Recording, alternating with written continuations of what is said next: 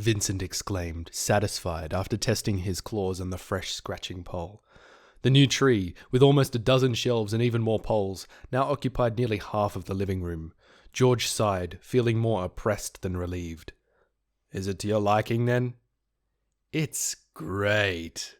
The male cat dropped to a shelf that was just above George's waist.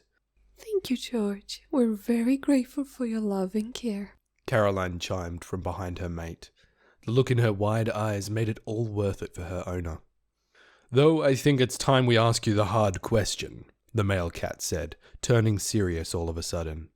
The man looked confused from one cat to the other. "We know you've been avoiding this for the past week or so. You're obviously afraid of it for some reason, so we'll be gentle with you." She spoke in soft, motherly tones. George took a deep breath and nodded. "We would like to know where Aristotle is." Who?" The man blinked, surprised. Aristotle was a kitten from a second litter. He liked to run straight into walls, and he would usually fall off the shelf edges when playing. "Oh, him!" George started laughing. "Yes, a kitten like that is hard to forget. What a wonderful name you gave him. Was he exceptionally intelligent?" "On the contrary," Vincent chuckled. No, not at all. We thought the way the word sounds is distinguished. Aristotle brightened our day by making us laugh a lot, so he earned a special name from us. "What names did you give to your other kittens?" George asked, puzzled. Caroline raised a paw in the air and started showing claws as if she was counting on them. Fork, spoon, liver, piston. "I don't even know what a piston is." Kumquat, jelly, raisin, crumb. "Oh, don't forget mop and plug." Joyce, Tagora, and cabbage. Caroline finished, counting on her toe claws. George was conflicted with the idea of taking favourites among children, and whether he should hold back his laughter or not. "So, if I understand correctly, your favourite kittens were only Joyce, Tagora, and Aristotle, 3 out of 16? Don't you think it's harsh for the other kittens to know they're not your favourites?" There's too many of them, George. Caroline shook her head and smiled. "Besides, all cats will eventually choose a name that suits their individual greatness anyway."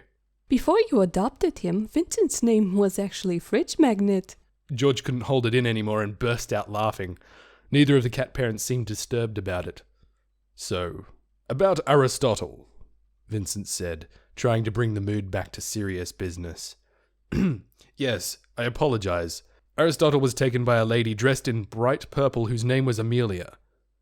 "Bright purple."